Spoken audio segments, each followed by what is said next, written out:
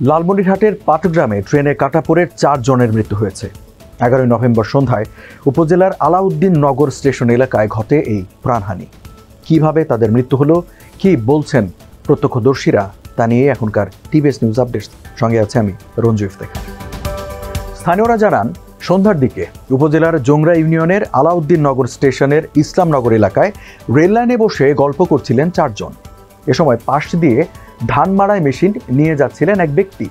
তখন বুড়িমারি থেকে ছেড়ে আসা লালমনিরহাটগামী করতোয়া এক্সপ্রেস ট্রেনটিও যাচ্ছিল, কিন্তু ধান মাড়াই মেশিনের শব্দে ট্রেনের শব্দ শুনতে পাননি তারা। এতে 4 জন ট্রেনের ধাক্কায় ঘটনাস্থলেই নিহত হন। নিহতরা হলেন উপজেলার জোংরা ইউনিয়নের ইসলামনগর গ্রামের আজিজার রহমান, মোবারক হোসেন, মকবুল হোসেন ও একই ইউনিয়নের মুমিনপুর গ্রামের আব্দুল ওয়াহাব।